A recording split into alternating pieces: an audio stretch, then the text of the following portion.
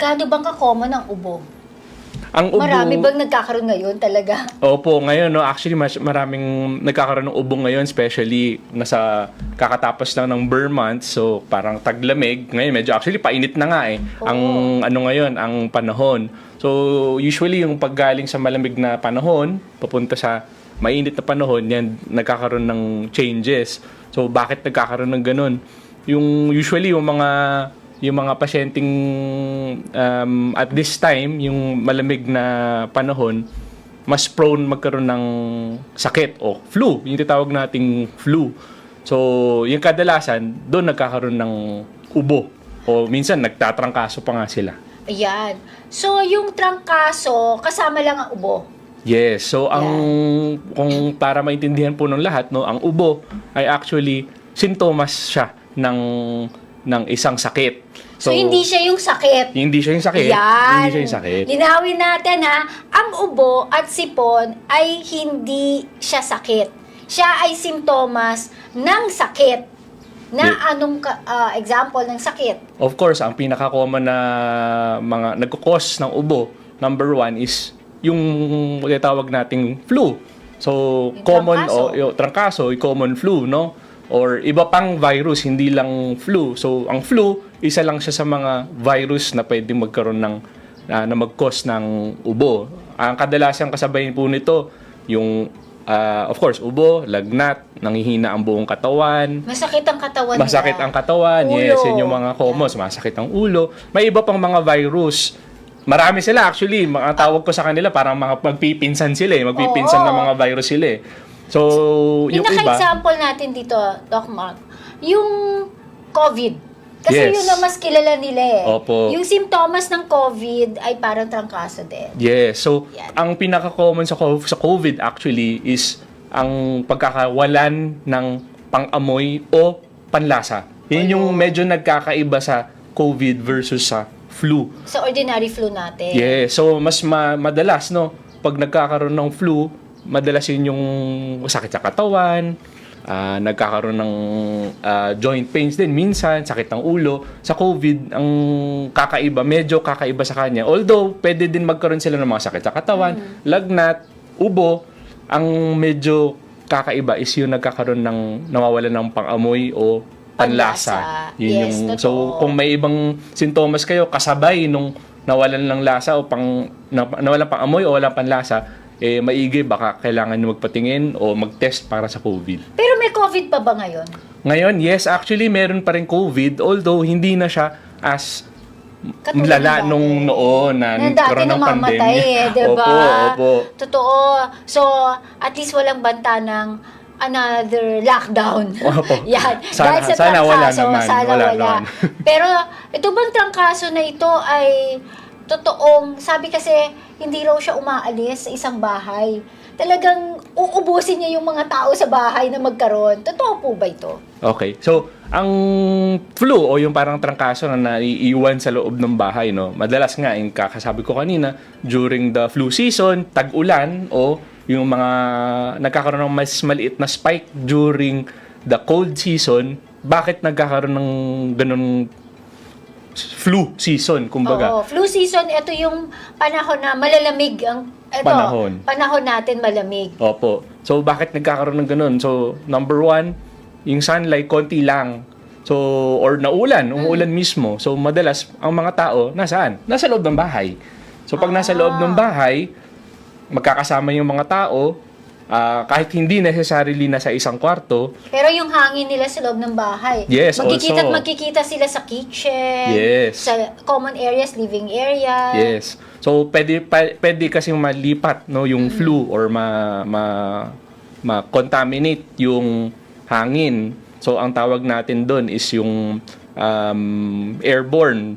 Pero most commonly, ang flu actually is droplet. Ang ibig sabihin po ng droplet, as in yung literal, pag nagsasalita tayo. Tumatalsik yung laway. Oo, kahit yan. nagsasalita lang, hindi lang sa ubo. Oo, hindi lang bumahing, kundi pagsasalita natin, pakipag-usap natin sa kasamahan natin sa bahay, yan, pwede na silang mahawa. Yes, so hindi lang ibig sabihin, kunyari, ang isang tao may flu, pero wala siyang ubo. Kunyari, infected na ako, kaya tayo po, magkatabi tayo. pwede na kitang ma-infect Oo. dahil lang nag-uusap po tayo. Parang Ayan. gano'n. Mm-mm. Pero nabanggit niyo, Doc, yung ulan. Kasi Opo. sabi nila, ay, naulanan ako. Kaya ako natrangkaso. Yan. Totoo po ba yun na kapag nauulanan ang isang tao ay nagkakatrangkaso? Okay, so ang common po kasi dyan, ang pag naulan, no, nasasabi nga pag naulanan, natuyuan, Natuyuan ng pawis. nagkakaroon ayan. ng ng trangkaso, nagkakaroon ng pneumonia, no. Sa totoo, hindi po ito totoo. Yan. Yun nga, yung sa babalik ko doon sa explanation kanina, madalas nga po kasi pag rainy season o naulan, pumupunta ang tao, natural, sa magkakasama talaga lagi. Halimbawa, nasa waiting area ka, yung pag ginagantay ka ng bus, Yes. o sasakyan, magkakadikit tayo. Magkakasama talaga so, tayo. ayan na Oo. yun. Kaya, madaling magkahawahan. Pero hindi dahil sa naulanan sabi nga nila, kasi yung bumbunan eh. Ayan, sinisipa yung bumbunan daw na ulanan, kaya tayo ay, kapag umuulan, ano ginagawa? Tinatakpan yung ulo. Which is, actually, wala na tayong bumbunang bukas. Diba? Pag adult, Yes. yan. Sa babies lang po yun. O, sa babies lang po, kaya hindi ho totoo yung nalamigan ang bunbunan.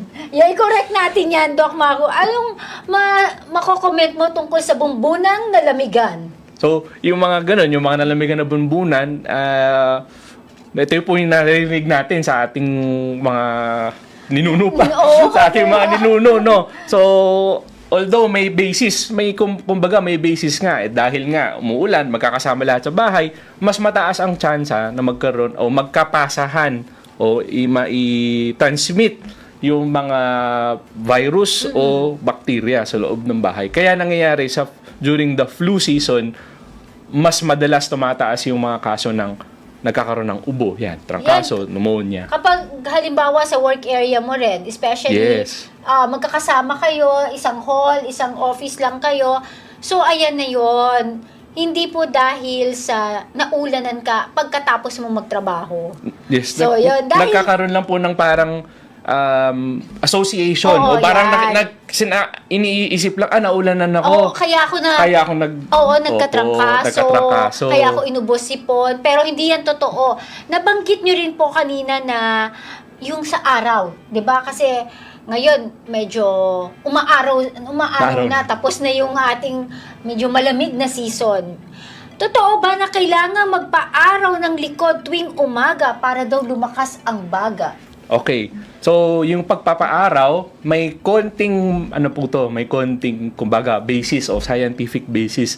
Ang exposure sa araw ay maganda in general po, no? Maganda. Vitamin D. Yes, yun. Actually, yun yung best na makakapag-explain. So, again, during times na rainy season, mas konti exposure sa sun. So, ang vitamin D po kasi, hindi lang siya sa bones, madalas po yun na sa bones.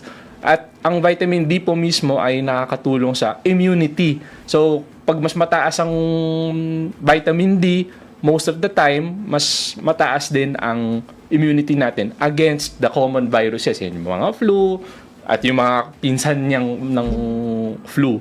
Kaya, kung ako tatanungin ng ganyan sa clinic, ang sasabihin ko, okay lang po na mas magpa-expose.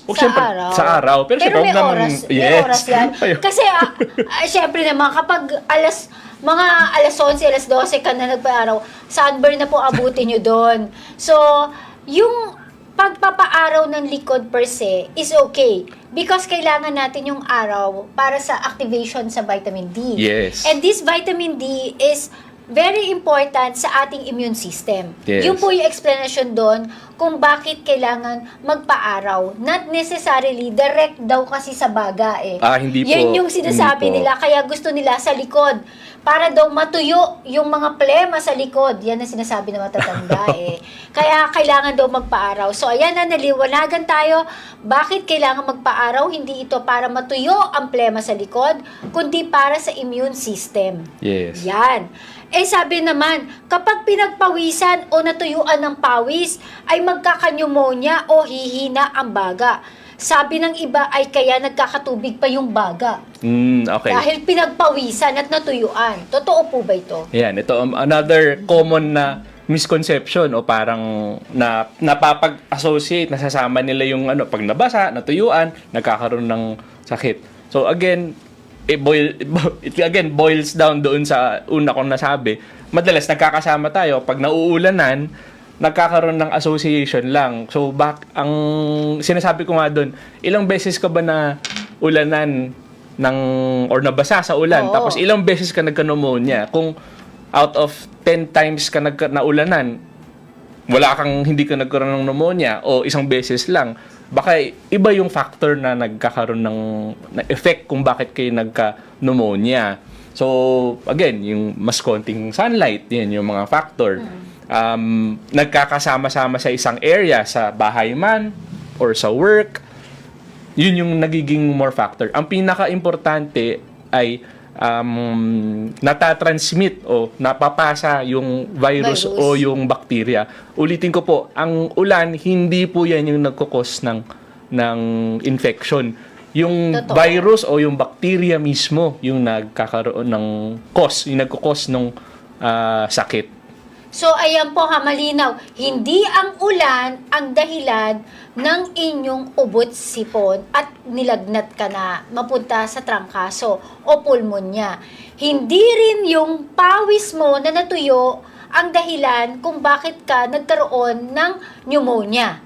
Kundi ito ay dahil sa virus. Maaring bumagsak din ang iyong immune system, sobrang puyat, di ba? Yes, Yung yes. pagkain mo, ano ba yung mga quality ng kinakain mo mga junk foods, ayan na yan, instant foods. Kung ganun lang ang laman ng iyong diet, ay babagsak talaga ang iyong immune system. Kaya kakakapitan ng virus o ng bakterya sa paligid natin. Yes. Yan, malinaw ha? Actually, magbigay pa ako ng konting points on prevention. Okay. On prevention. So, syempre, ayaw natin magkaroon ng sakit. Ayaw nating gumastos ng pera para sa prevention. Oo. I mean, Sa best yun. Opo. magkakasakit ka, baka pag na-pneumonia ka pa, Baka ma-ICU pa. ma-ICU o Yan. ma-hospital ka. So, of course, ayaw natin mangyari yun sa inyo. So, ang prevention, number 1, hand washing. Lagi namin sinasabi. Hand washing, kunyari may nahawakan kang something or intermittently, nag-uubo kayo, ganyan. Number 1, hand washing. Oh, talaga. yan. Yung Totoo. sinasabi nga nila, kumanta ka ng happy birthday. Ay, ganon. Habang Hindi yung umaano. basta makahugas lang tapos na, Opo. hindi. So, madalas sabon at tubig. Yan. Number 2, ang pag nagkakaroon ng ubuman, nagkakaroon ng ubuman, tatakpan ang bibig. At saka yung ilong. Yes. So, either you use yung panyo, pangtakip, or actually may inaano sa amin sa society namin sa PCCP, sa Philippine College of Chest Physicians. Ang ginagawa namin is yung dab. Gaganon. Gaganon. Opo. So, kung nauubo o nababahin, Pag ganon. tatakpan nyo lang. Yan, Tatakpan nauso nyo. na yan. Mga post na ngayon yan, ha? Minsan, nagpo-post tayo sa pictures, ganyan. So, yun yung tatakpan pag-ubo. nyo lang para hindi kumakalat yung yung bacteria o yung virus.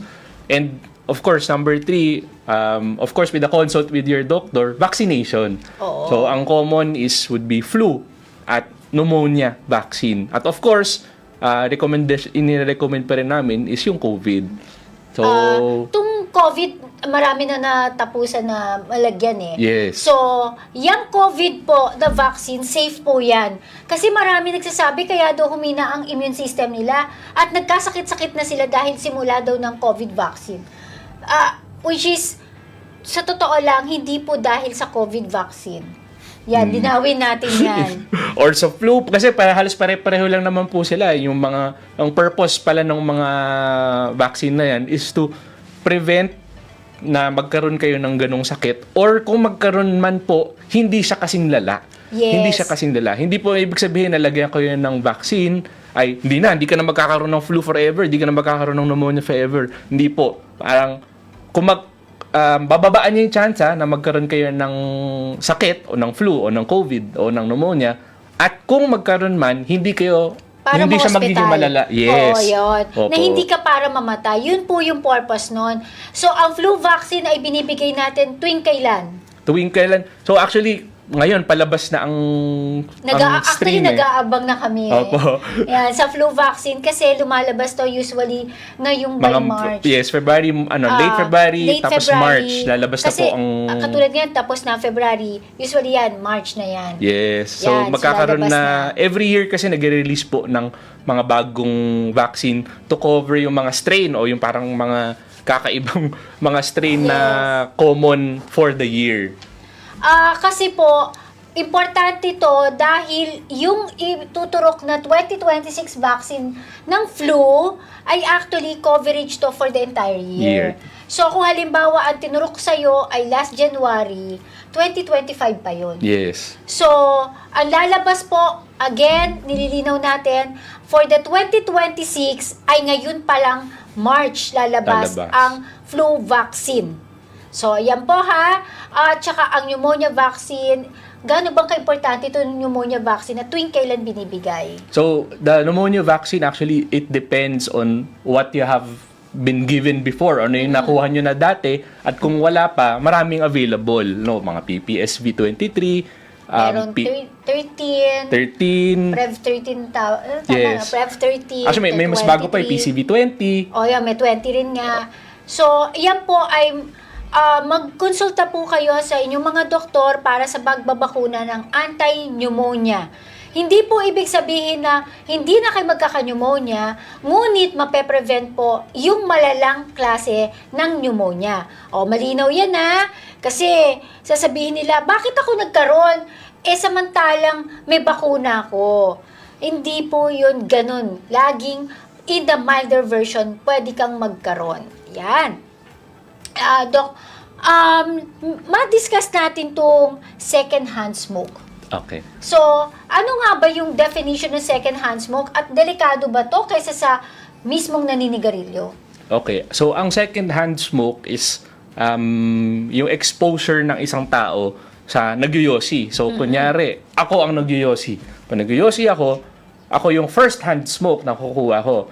Si Doc Glenna ang nakakuha ng second-hand smoke. So, madalas to, yung kaya rin nagiinuman. O kahit sa bahay, si tatay o si nanay o yung anak minsan, na-expose yung ibang mga kasamahan sa bahay sa yosi.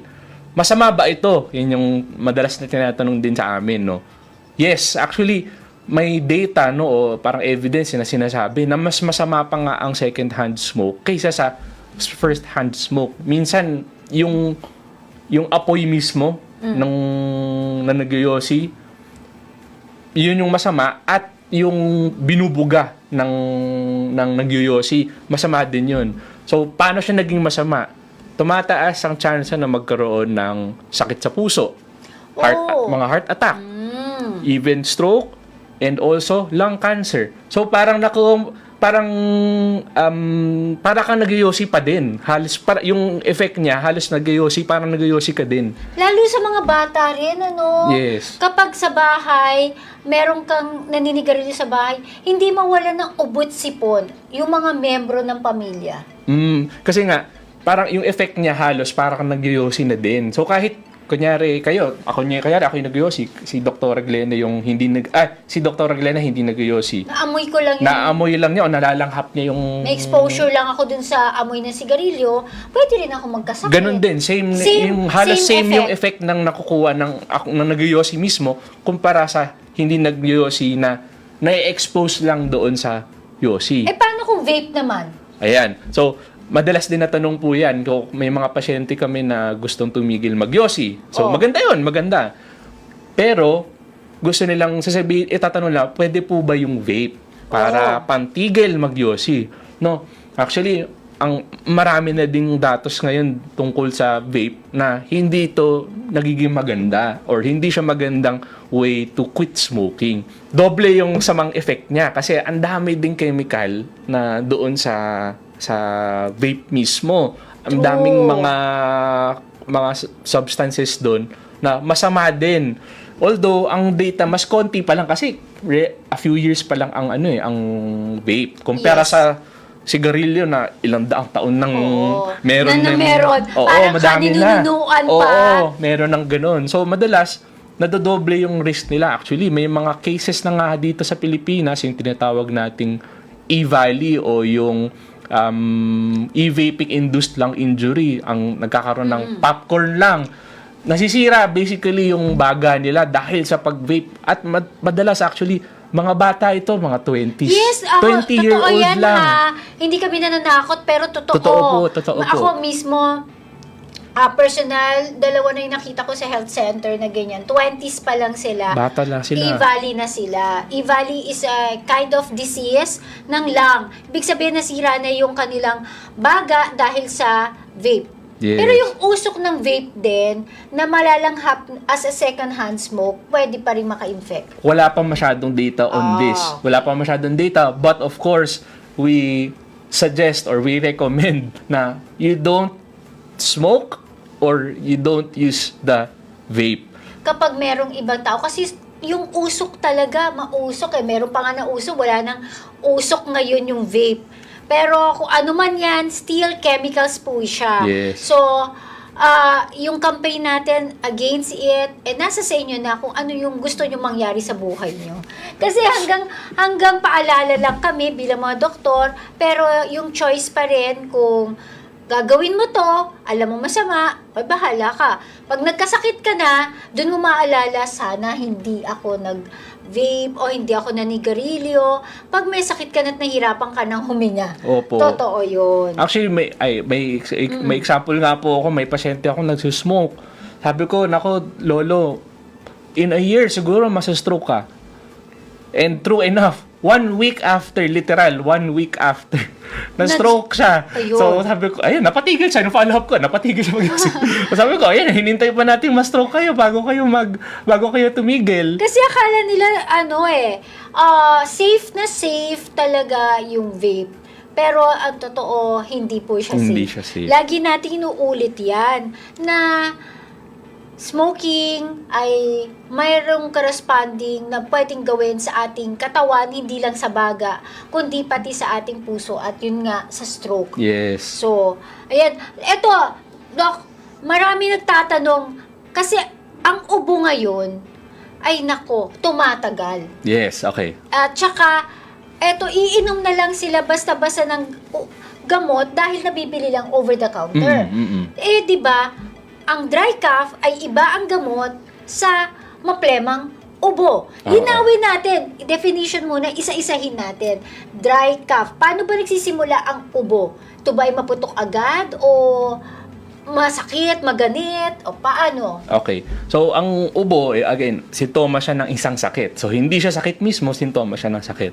Totoo, pwede siyang maging dry cough, yung walang plema, at minsan, may iba nagtatawag sa kanya, wet cough o yung may maplema. Minsan, maputi lang, minsan may kulay. So, punta tayo una sa dry cough. So, ang dry cough, usually, simptomas siya ng isang sakit na matagal nang meron ka. So, usually, hika, asthma. O, yung tawag natin. Or, pwede din COPD. Usually, sa Pilipinas, ang COPD o Chronic Obstructive Pulmonary Disease, yung mga pasyenteng nag-yosi, yun yung mga most common cause ng COPD sa Pilipinas. So, nagkakaroon sila ng cough o dry cough dahil naiirita ang lungs nila dahil sumisikip ang daanan ng hangin. Yan. So, kung ang tanong nyo ay sa gamot, of course, best would be consulting your doctor. Kapatingin kayo sa doktor nyo para ano yung best na mabibigay na gamot. But we usually treat the underlying cause. So, kung hika yan, of course, ang bibigyan namin yung mga inhaler, no? Yung mga inhaler, tsaka sa COPD, ganun din. Pag nagiging masama siya, ibig sabihin na apekto yung trabaho o yung daily life o yung tulog, doon namin nagbibigay ng gamot. So, kung kaya, kanya, ako usually, ang tinatanong ko, yung ubo nyo, kamusta? May plema ba? O wala namang plema? Pag sinabi niya, wala pong plema, nagkakaroon lang. Yung maganit, yung parang ang sakit daw sa dibdib nila. Yes. At maihi-ihi na sila sa kaka-ubo. So, yung may ano nga yun. So, depende yun. Again, kailangan namin makita yung pasyente. Usually, papakinggan namin yung baga. Yun, exactly. Kaya po, hindi tayo dapat basta-basta iinom ng gamot. kung sasabihin may ubo lang, asya ganitong gamot, magkakaiba po ang gamot. Yes. May pang gamot na sa maplemang ubo, may gamot na para sa dry cough, may gamot naman na para sa nilalagnat na may sipon, may ubo, at magkakaiba po talaga sila. Magkakaiba Yung sila. makatikiting lalamunan kaya nauubo, yan, iba pa rin po yung gamot niyan. Yes. So, yung mga usual na nakukuha natin na antitussive o yung mga pang-ampat ng ubo o yung common dextromethorphan, may mga mas bago konti, levodopa. Yan yung mga pampaampat ng ubo. Pero binibigay namin yan sa akma o yung tamang way. Dahil, kunyari, meron ang pasyente ay may maplemang ubo. Maplema talaga yung ubo. Mapapaubo ka talaga. Yung maputok-putok Maputok na. Opo. Oo. Ang madalas binibigay namin sa ganyan is yung expectorant. So, mga carbocysteine, N-acetylcysteine, Yes, N-acetylcysteine. yung tinatunaw sa tubig.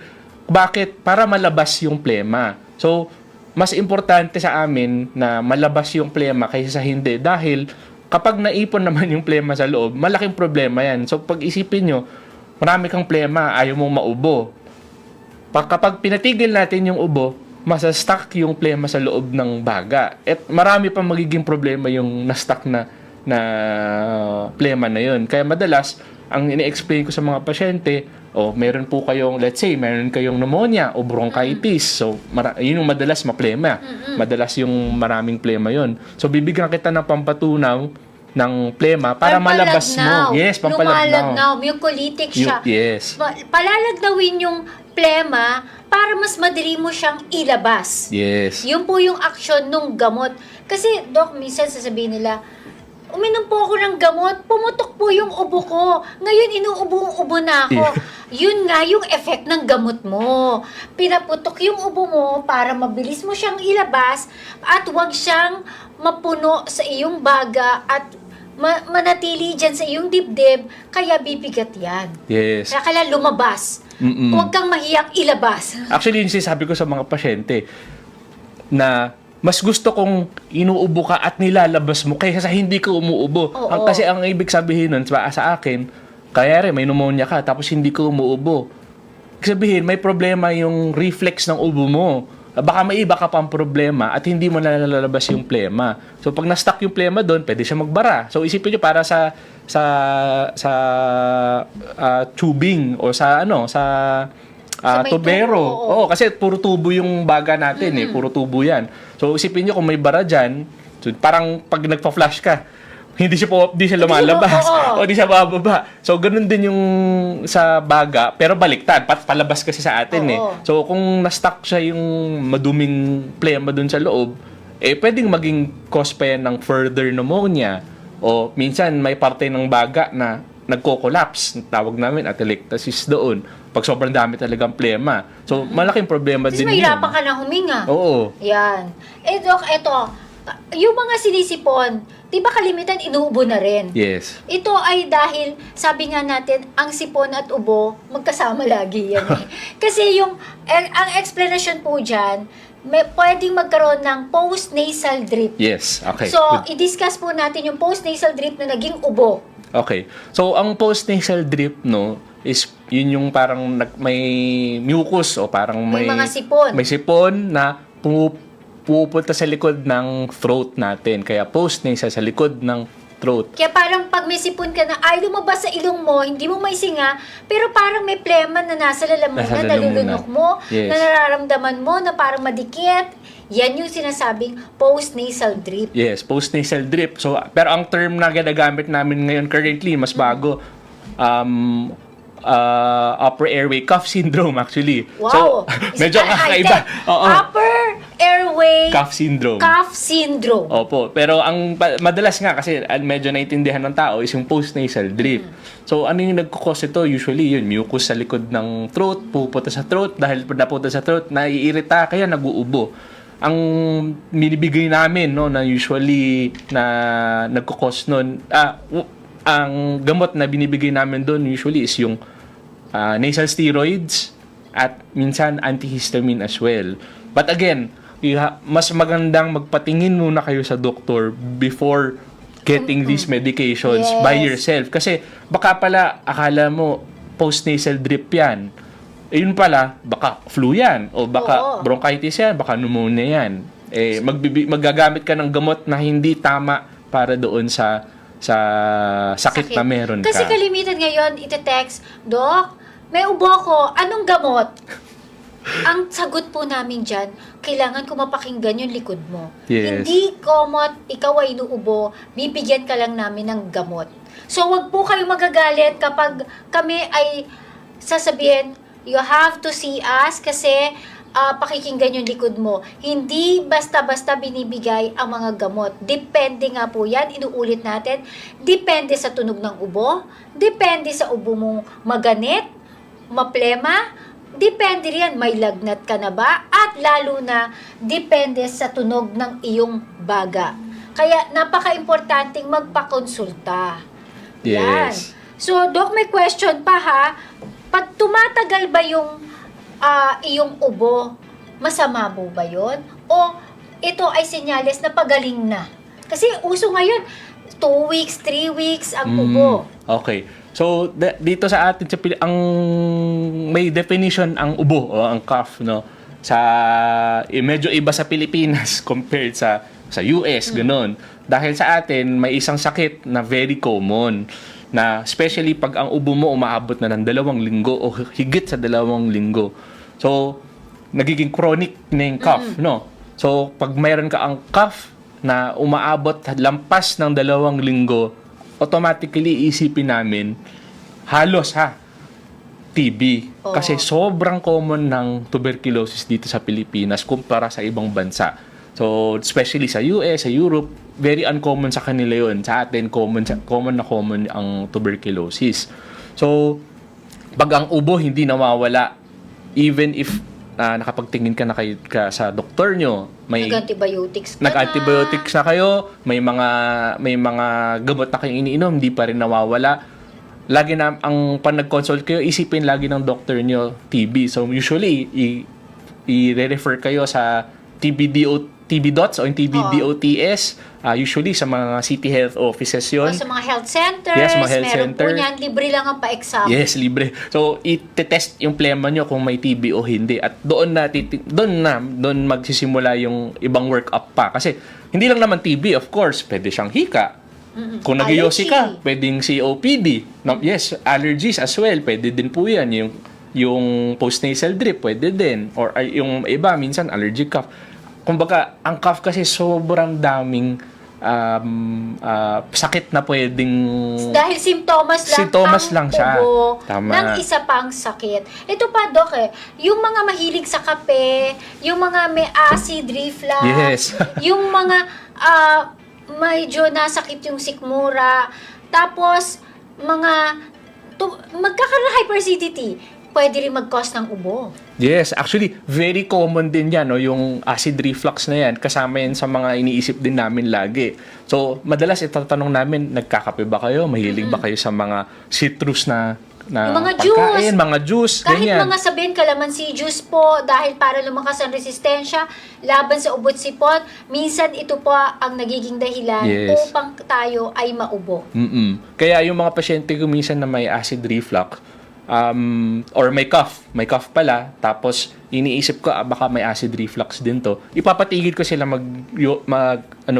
papatigil ko magkape, citrus, Gatas. actually kahit dairy Oo, so minsan gatas, sinasabi ko bawal. sa kanila na medyo magiging boring yung pagkain nyo, tubig lang halos iinumin nyo talaga, at titingnan natin usually 1 or 2 weeks ng observation nang wala yung mga ganun, at kung nag-i-improve yung symptoms nyo, baka yung acid Ang reflux acid pala niya. ang nagkukos ng ubo. So, hindi lang, kung ang importanteng matandaan doon, hindi lang yung baga yung pwedeng mag-cause ng ubo.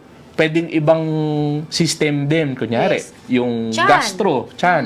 At actually, ang more common pa, yung puso mismo. So, pag mahina ang puso, or may pasyente kami, may mga heart failure, yung sinasabi. Yun, nauubo rin sila. Yes, that's a very common cause ng coughing, and especially dry cough. So, kaya namin again, sinasabi po namin is, kung may mga ganyan kayong simptomas na hindi talaga nawawala, ang best is to consult your doctor. Yes, totoo Kasi baka po may iba yan. na pala nagkukos nung Akala ubo mo nyo. simpleng ubo lang siya. Yes. So, eto, may question. Ang pasma o pagkalamig ay nagiging sanhi ng sakit sa baga. Napapasma ang baga. Ayan. Ayan. Totoo ba o yan? So, ang nakakatawa, no? Kasi actually, yung pagpasma is term sa Pilipinas na wala siyang direct medical explanation sa... Actually, dito lang sa Pilipinas, Sa Pilipinas may pasma lang siya. Yung parang pasma, no? Wala siyang Oo. equivalent. Pero of course, kasi sa pag-aaral namin, no? Yung pasma, wala siyang effect din sa pagkakaroon ng sakit sa baga itself. Kasi parang equivalent siya sa yung nabasaan, natuyuan, yun yung parang equivalent siya eh. So, it goes back again doon sa usual na explanation ko kanina na ang nagkakaroon ng sakit or ng pneumonia dahil sa flu or sa virus or sa bacteria. So, yun nga, yung nagsasama-sama sa isang area. So, hindi yung pasma. Hindi yung pasma. Hindi At saka po yun lalong yung pasma. yung matulog, basa daw Nabasa yung buhok. Ayan, natutulog ng basa yung buhok, kaya daw na pulmonya. Hindi rin po yun. Ganun din. Same yung, hindi po yun yung nagiging cause nung pagka nagkaroon ng pneumonia o nagkaroon ng sakit. Hindi po yung basa yung buhok, hindi po yung natuyuan. So, may ibang mekanismo yun. At most of the time, napapasa yung virus within the community or sa loob ng bahay. So again, hindi po yun dahil sa nabasa yung inyong unan. Dahil natulog ka, nabasa ang iyong buhok. At hindi ka rin maloloka dahil basa yung iyong buhok na natulog ka. Or hindi ka rin mabubulag dahil sa basa ang buhok mo. Yan yung mga kasabihan natin. Nung bata po kasi sabi din sa akin yun eh. Kailangan patuloy mo daw yung buhok mo. Hindi po yan totoo. So, malinaw yan ha. Paano yung electric fan o natutulog daw ng may aircon? Kaya daw mahina ang baga. Okay. So, yung exposure sa aircon, actually may konting basis 'yon sa pagkakaroon ng pneumonia dahil may konting sakit, may specific na bacteria na can cause nanggagaling sa aircon. Actually, nanggagaling sa aircon. Ang tawag namin doon Legionella. Isa siyang type of atypical o hindi karaniwang pneumonia. Although it's very rare, not very common siya na cause ng pneumonia. At madalas actually, hindi na namin nalalaman na yun na yung nagiging cause. So, madalas nabibigyan ng antibiotic tapos nawawala siya. So, we just assume na yun yung nagiging sakit niya. So, yun, number 1, yung Legionella na pwede mangyari sa mga hindi na maintain na aircon. Yung mga hindi naglilinis na aircon, basically, Pwedeng. dahil Merong risk po. Meron. Oo, Hindi ko sinasabi yun lagi, Oo. pero may risk. Lalo na kung halimbawa may diferensya na rin yung aircon mo, yung mga freon nila. Yeah. Kasi 'di ba yung chemicals noon, habang gumagana siya, nai-inhale natin, tandaan, kapag tayo naka-aircon, sarado yung paligid natin. So yung chemicals umiikot lang din sa paligid natin. At kung may bumahing, may umubo sa paligid natin na naka-aircon tayo, iikot lang din yung virus sa paligid lang din natin. Kaya magkakaroon ka ng sakit. Tsaka isa pa, Dok, halimbawa yung mga matatanda o kung sino man na may electric fan na lang daw, umiikot naman daw yung electric fan, hindi tumututok. Pero syempre, lalo na kapag tumututok at nauubo, ito po yung explanation dyan. Hindi nyo alam, baka kayo natutulog na kanganga. Diba? Pag nakanganga kasi, natutuyo yung mucosal area natin. So, pag natuyo siya, hanggang lalamunan, Yes, nai-irritate. Ma-irritate. Ano nangyayari? Yun, kapag nai-irritate siya, pag nadadry, kasi kailangan medyo basa, no? Moist dapat talaga yung mucosa, ito yung sa mouth hanggang sa lalamunan. Kapag nadadry, nai-irritate siya. Kapag nai-irritate, nagka-cough. So, actually, yun yung mga sinasabi din namin sa mga pasyente na kailangan well-hydrated, kumbaga. Yes. So, you hydrate yourself para laging may Kapag parang... natutuyo yung lalamunan mo, inom ka lang ng tubig. Yes. Kaya ang sinasabihan din namin ng mga pasyente, meron kang tubig sa tabi mo pag matutulog ka. Oras na magising ka, dahil naubo ka, mabuti nga't nagising ka pa eh. Dahil naubo ka eh. Kung hindi, baka dire-diretso na yung tulog mo, di ba? Mas mahirap yon, hindi ka nagigising. So, pag nagising ka dahil nauubo ka at makati lalamunan mo, uminom lang ng tubig para mabasa yung lalamunan at mawawala rin yung ubo mo. Actually, may isa pang tanong. Yung malamig na tubig. Yes. Yan. Malamig na tubig. Malamig ba ang tubig o mainit na tubig ang kailangan inumin? Yes. So, ang malamig na tubig can actually sa ibang pasyente, hindi lahat. Sa ibang pasyente can cause some coughing. So, sino? Mga pasyenteng may hika. So, kaya uminom sila ng malamig na tubig. Yung may yellow pa, no? Yes, so nag-change bigla yung temperature. Actually, yun yung nagkakos nung naninikip yung biglaan yung daanan ng hangin. So, same concept siya ng, kanyari, from mainit, lumabas ka, pumasok ka sa loob na may aircon bigla kang ubuhin. Or, from the hot season to the cold season, mga pasyenteng May mga changes. nagkakaroon ng changes, yung temperature, that can cause coughing, especially in patients with asthma. Specifically. Yan. Kaya tinatanong ko lagi din yan. Madalas ba kaya may pasyente akong may hika or sinususpect akong may hika, ang tinatanong ko, kailan po mas madalas ang ubo nyo? Sa umaga, sa gabi, kasi mas malamig sa gabi. Kapag na-expose ka ba from outside, pumasok ka sa loob, biglang malamig, nalalanghap mo yung malamig na hangin, bigla ka nauubo. Minsan, napapaisip ako, baka may hika to. Pag ganun, work up ko na for hika as well. Ito kasi sa mga pabrika, sabihin, labas-pasok po kasi ako sa aircon. Halimbawa, galing sa labas, papasok sa aircon na kwarto, lalabas ulit, kaya po ako nagkakaubo. So, yun din po yung explanation doon, change of temperature, kaya tayo nauubo. The possibility of hika ay naandoon din. So, tungkol sa hika, totoo ba na mapapagaling sa pamamagitan ng pagkain ng mga ilang halamang gamot? Andyan yung tawa-tawa, oregano, o luya. Gamot din ba siya sa hika? Okay. So, yung mga ganyang mga herbal medications, of course, may ibang mga herbal na medication that could treat certain mga sintomas. Kunyari, honey, lagundi, actually. Lagundi, yes. So, actually, yung mga lagundi yan, sa Pilipinas, marami ng studies yan to help suppress cough para mabawasan yung ubo. Pero hindi niya ina-address yung problema. So, ang honey din, kunyari, pwede din yan para ma-soothe o mabawasan yung sintomas ng ubo. Pero, hindi natin inaano yung sakit mismo, which was, kunyari, asthma. Kasi yun yung tanong ni Dr. Glenna na yung asthma. So, yung mga gamot na ba yun? Nakakagamot sa asthma? Hindi, actually. Ang asthma, yun nga sinabi ko kanina, pag paninikip ng, pamamaga ng daan ng hangin, tapos, pag namaga, pag sumisikip, doon nauubo. So, ang asthma ay chronic na disease. Ibig sabihin nun, pag meron ka na, buong buhay mo meron ka na, hindi siya nawawala. Hindi siya forever. nawawala. Yan ang my forever. So, kumbaga, kung isipin niyo siya para siyang hypertension, na hindi na nawawala. Pag mataas ang BP, may gamot ka ng maintenance. Diabetes, ganun din. Pag nag-diagnose ka ng diabetes, most of the time, lifetime na yun na hindi nawawala. Ganun din ang asthma.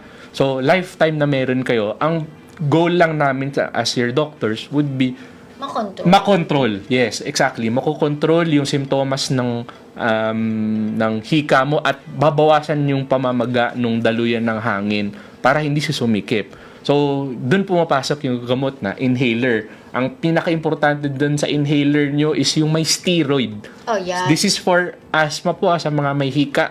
May steroid dapat yung inhaler. At of course, yung doktor nyo na po ang mag-explain kung paano yung paggamit. At hindi rin, kung kailan mo siya ititigil, hanggang kailan. Remember that steroids ay merong pong binabantayan talaga kami dyan.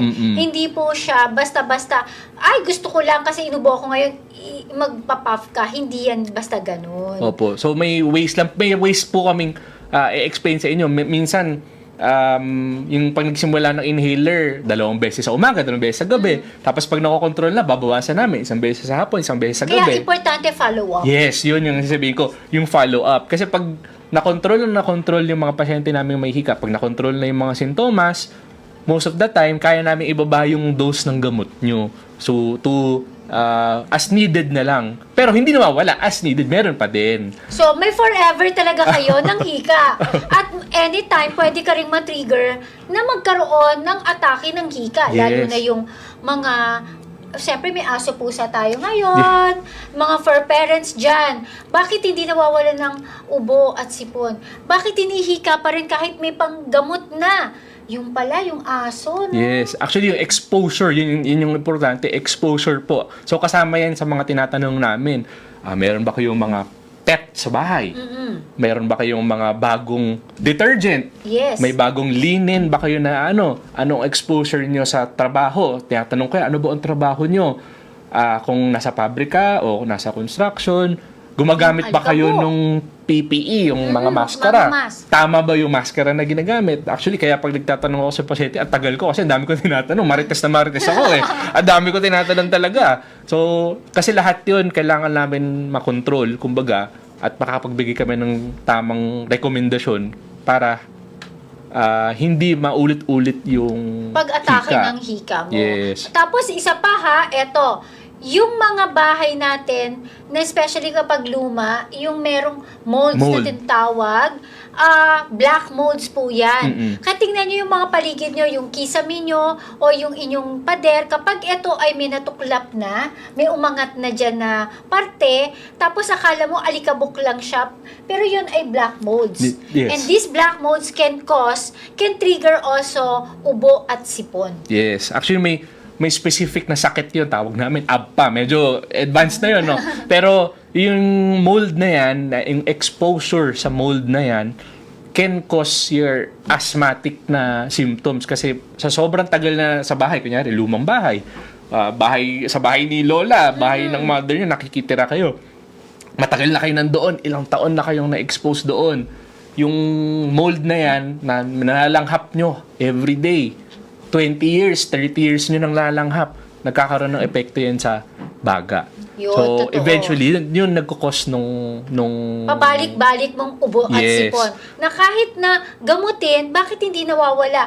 Paano kasi yung kalaban mo, ayan pa rin. Yeah. Hindi ka pa rin Hindi umiwas. nawawala. Diba? Kaya, totoo na kailangan nating maging mindful sa mga paligid natin.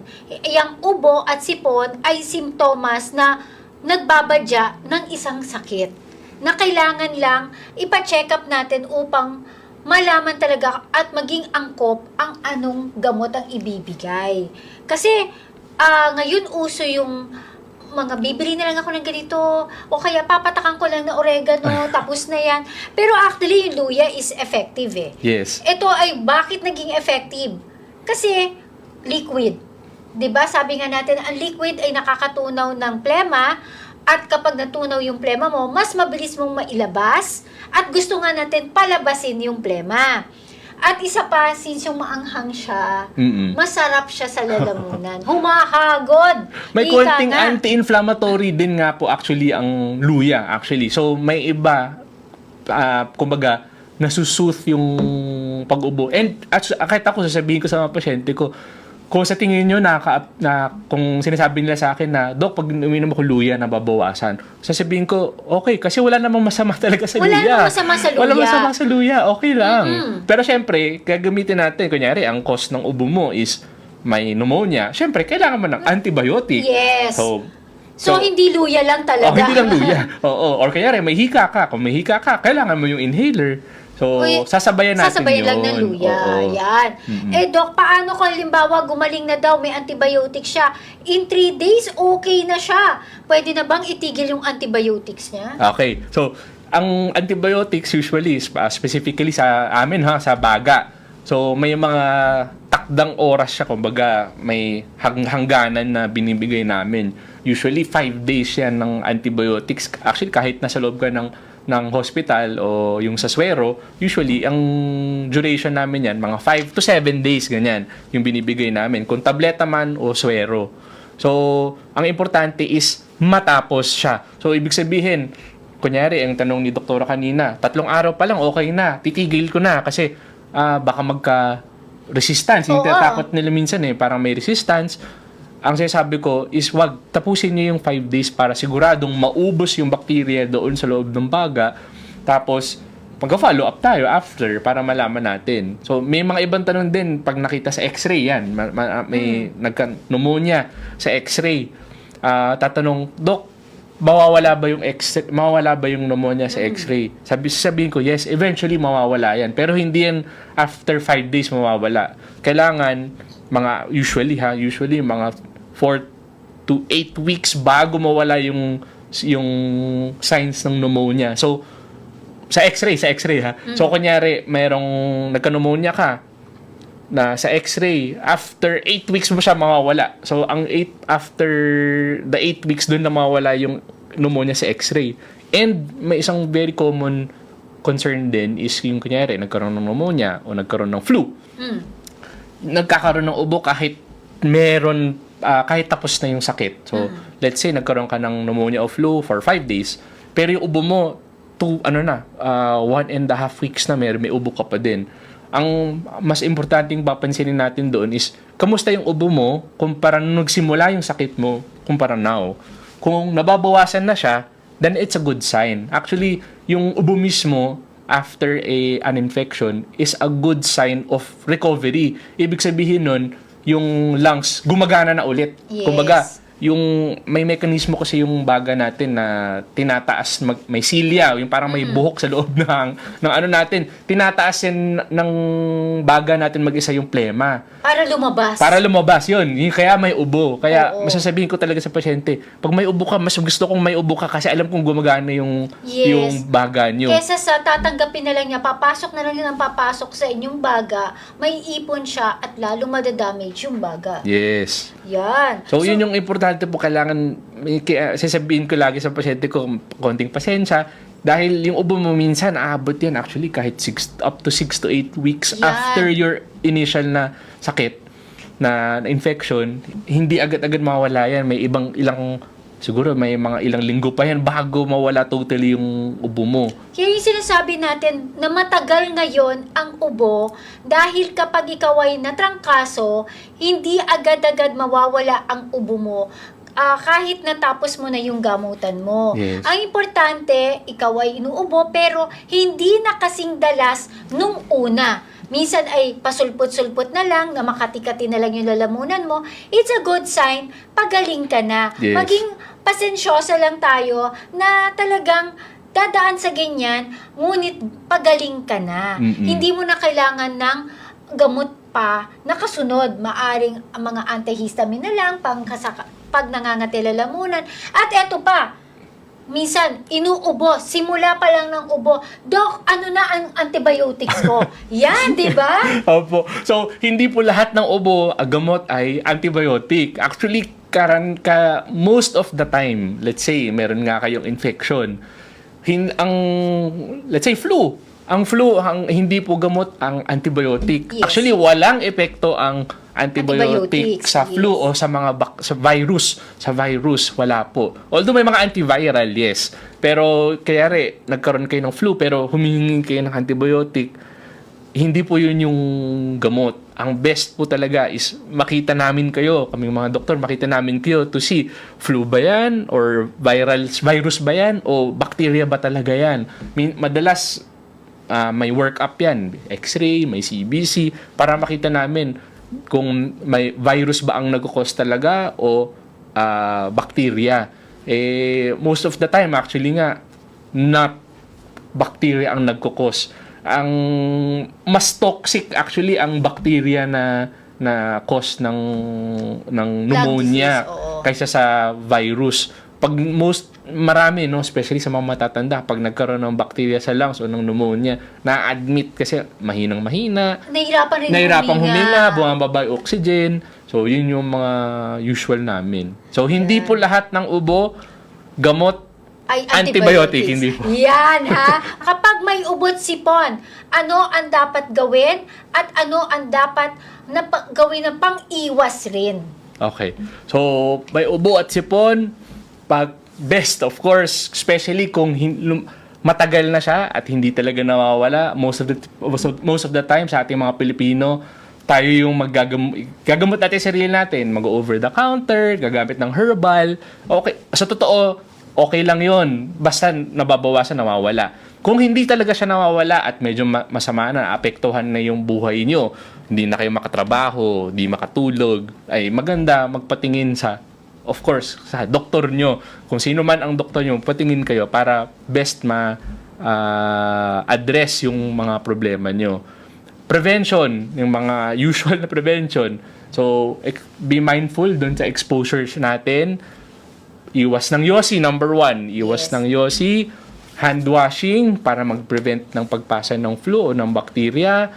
And of course, yung cough etiquette, yung sabi ko, yung magdadab, yun yung mga para mabawasan yung pagpasa ng mga flu, mga virus at yung mga bacteria. Umiwas din sa mga maalikabok, mausok, at yung mga mabalahibong mga pets natin kung kayo ay nauubo dito. Umiwas rin yung magpalipat-lipat sa malamig, biglang mainit. Ayan. Tapos, kailangan rin nating mag-water therapy. Napaka-importante ng water therapy. Yes, hydration. Actually, Hydration. hydration. At syempre, magpapacheck ka palagi sa ating mga doktor. Doc, isa pang final question, humabol. Ang tuberculosis daw ay namamana. Okay.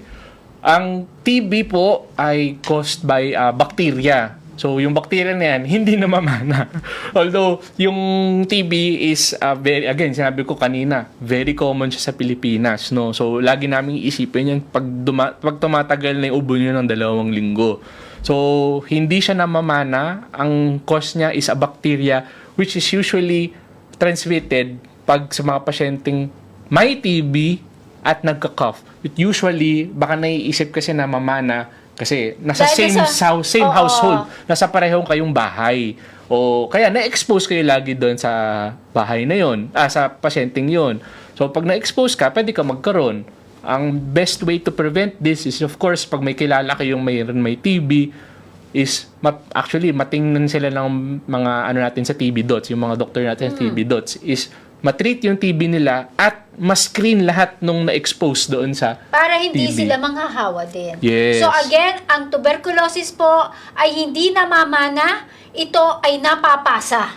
Yan ang ating tatandaan. So pag-iwas natin sa mga may sakit, kailangan palakasin natin ang ating mga immune system. Huwag basta-basta iinom ng mga gamot hanggat hindi po sinasabi ng ating mga doktor kung anong dapat na gamot para sa atin.